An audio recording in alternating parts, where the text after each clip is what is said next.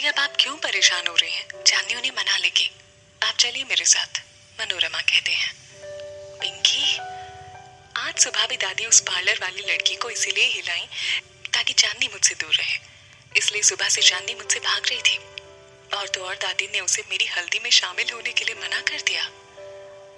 मुझे भी दादी का चांदनी के साथ ये सब करना पसंद नहीं है, पर वो हमारी बड़ी है पिंकी, तुझे सबके सामने उनसे ऐसे बात नहीं करनी चाहिए थी, विशाल कहता है। जानती हूँ, माफी मांग लूंगी उनसे। Good girl. दादी, पिंकी की तरफ से मैं आपसे माफी मांगती हूँ। आप मेरा यकीन करिए दादी, मैंने पिंकी को हल्दी नहीं लगाई, चांदनी कहते हैं। चांदनी, मैं नहीं चाहती तेरा मनहूस साया मेरी पिंकी के जीवन पर और पड़े। वो अपनी जिंदगी की नई शुरुआत करने जा रही है और मैं चाहती हूँ कि वो हमेशा खुश रहे, उसे जिंदगी की सारी खुशियां मिले, सावित्री कहती हैं। मैं भी यही चाहती हूँ दादी। अच्छा, यही चाहती है? शगुन की हल्दी की थाल गिरना कितना बड़ा अपशगुन होता है तुझे पता भी है? अगर तेरी वजह से पिंकी की शादी में कुछ भी हुआ तो मैं तुझे कभी माफ नहीं करूंगी। चांदनी जाने लगती है। पलटते ही राजीव दरवाजे के पास खड़ा नजर आता है। चांदनी चली जाती है। चांदनी, पिंकी सावित्री के कमरे में आकर। आई एम सॉरी दादी। सावित्री कोई जवाब नहीं देती। दादी, मुझे पता है कि मैंने आपसे बदतमीजी से बात की है, मुझे माफ कर दीजिए, आगे से ऐसा कभी नहीं करूंगी। सब आपका बाहर इंतजार कर रहे हैं, पिंकी कहती है। सावित्री पिंकी के सिर पर हाथ फेरते हुए, चांदनी की दुश्मन नहीं हूं, पर जो सच है उसे भी तो बदल नहीं सकते ना। दादी, चांदनी के पेरेंट्स के साथ जो हुआ वो एक हादसा था, पर उस हादसे में चांदनी का बच जाना आपके भगवान की मर्जी। तो अगर आपके भगवान ने खुद उसे बचाया है तो वो मनहूस कैसे हो सकती है? दादी, मेरे पिता मेरी माँ को मेरे पैदा होने से पहले ही छोड़कर चले गए, तो क्या मैं भी मनहूस हूँ? राजीव बोलता है। मैं जानता हूँ दादी, आप भी चांदनी से बहुत प्यार करती हैं। उसे तकलीफ में देखकर आपको भी तकलीफ होती है। मेरी दादी तो जमाने के साथ चलने वालों में से है, तो फिर ऐसी सोच क्यों दादी? विशाल कहता है।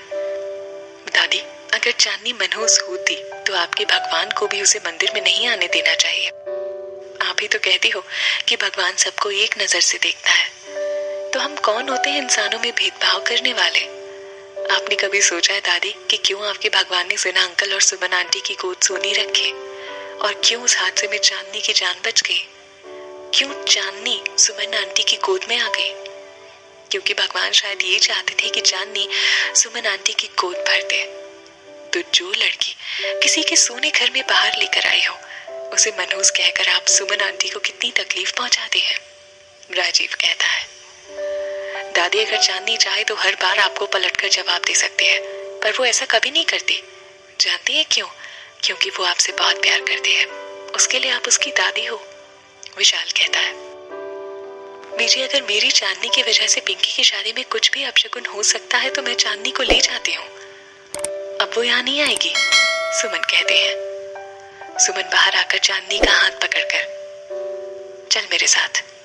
सुमन चांदनी को ले जाने लगते हैं।